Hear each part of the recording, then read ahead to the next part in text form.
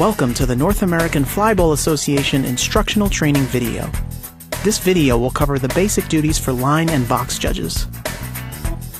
In each race, the head judge is assisted by 2 line judges and 2 box judges. Line and box judges play an important role in assisting the judge as they are often in a much better position to see faults. The principal responsibility of each line and box judge is to watch for violations in the racing lane that they are assigned. It's important that line and box judges remain alert and attentive during racing. Line judges are positioned at each team's starting line, facing each other. Box judges are located at the box end in each lane, with a good view of the box loader, but not positioned so as to interfere with or distract the dog. Line and box judges shall remain stationary during each heat. Dogs may go around judges. Balls bouncing off a line or box judge shall still be deemed in play. Line and box judges must be at least 18 years old unless prior approval has been obtained from the regional director. Head judges should also be notified. Judges shall indicate with a signal when any infractions occur.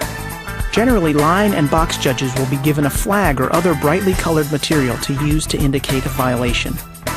The flag should be raised immediately upon observing the violation and remain visible until the head judge has seen it.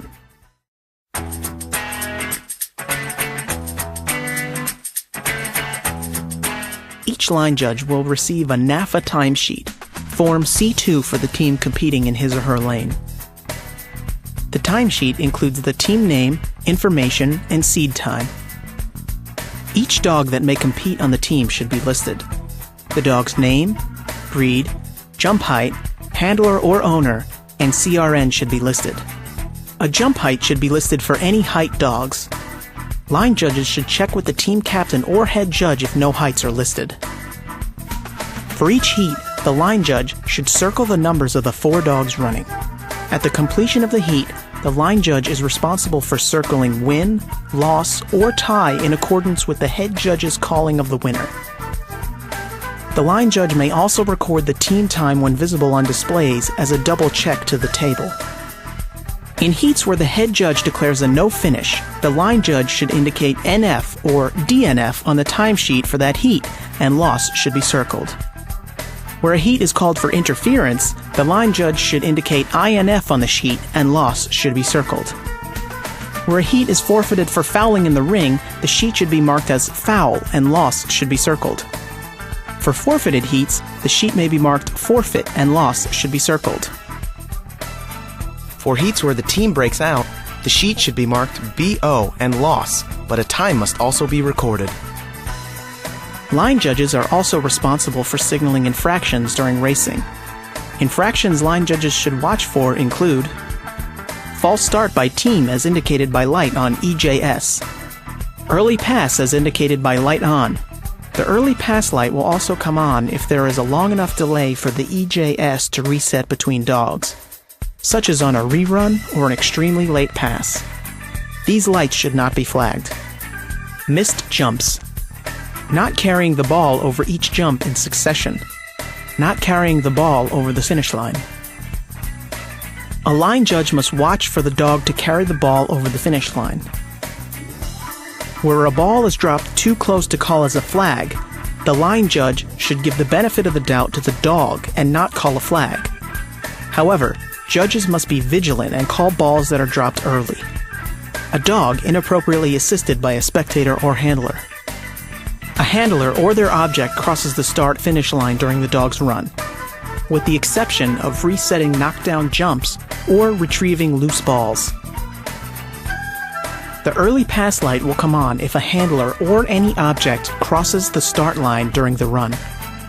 Dogs that receive a flag must be rerun after the initial 4 dogs in the order they were flagged. Dogs running out of order should be flagged.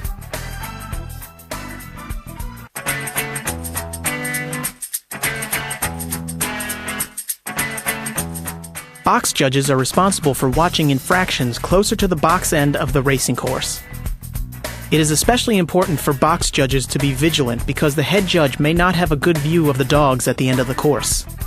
Infractions box judges should watch for include missed jumps, not carrying the ball over each jump in succession, a dog inappropriately assisted by the box loader or spectator, A dog may retrieve a ball bouncing off the box loader with no penalty, as long as the box loader does not assist the dog.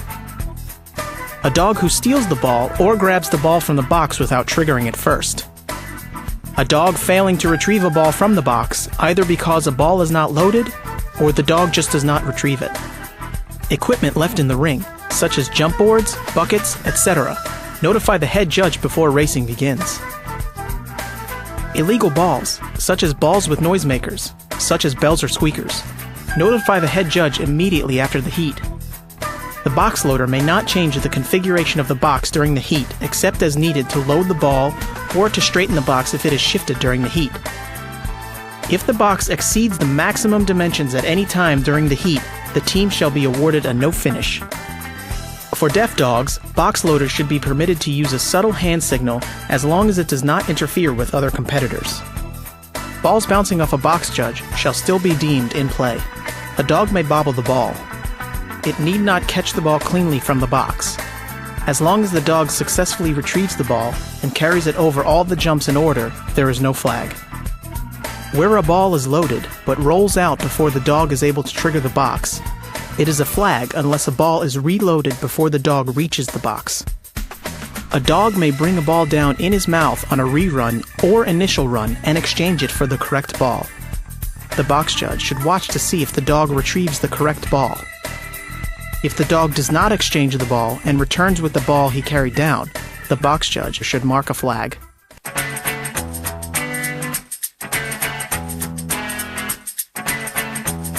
In situations where racing must be run without an electronic judging system, the line judge's responsibilities are substantially increased. The line judge is responsible for calling false starts, early passes, and for timing the heat. Only experienced line judges should be utilized in such situations, and often the timing duties may be delegated to a second line judge positioned immediately next to the line judge.